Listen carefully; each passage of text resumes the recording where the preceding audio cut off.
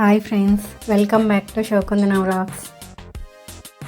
ఈరోజు మన వీడియోలో పిల్లలకి ఎంతో ఇష్టమైన చికెన్ మంచూరియా ఎలా తయారు చేసుకోవాలో చూద్దాం. దీనికోసం 1/2 కిలో చికెన్ తీసుకొని శుభ్రంగా కడుక్కోవాలి. కడిగిన చికెన్లో రుచికి సరిపడినంత సాల్ట్, కారం వేసుకోవాలి. ఇందులోనే 2 స్పూన్లు పెరుగు, 1 స్పూన్ అల్లం వెల్లుల్లి పేస్ట్, 1 స్పూన్ ధనియాల పొడి, 1/2 స్పూన్ గరం మసాలా అన్నీ వేసుకొని బాగా కలిపి కొంచెం సేపు ఫ్రిడ్జ్లో పెట్టుకోవాలి. 1 గంట తర్వాత ఫ్రిడ్జ్లో నుంచి తీసి ఆయిల్ బాగా కాగిన తర్వాత వీడియోలో చూపిస్తున్న విధంగా ఫ్రై చేసుకోవాలి.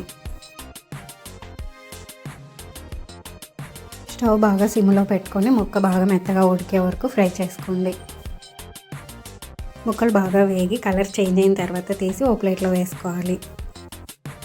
ఇప్పుడు ఇందులోనే ఆయిల్ అంతా తీసేసి కొంచెం ఆయిల్ ఉంచుకొని కట్ చేసిన వెల్లుల్లి వేసుకొని వేయించుకోవాలి.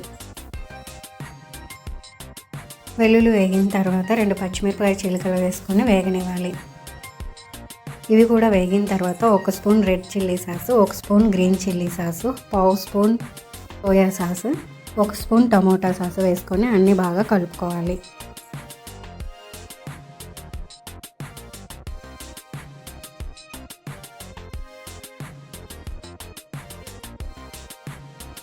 ఇవన్నీ బాగా కలుపుకున్న తర్వాత 1 స్పూన్ కార్న్ఫ్లోర్ కొంచెం వాటర్లో వేసి బాగా కలిపి వీడియోలో చూపిస్తున్న విధంగా ఇందులో వేసుకొని కలుపుకోవాలి.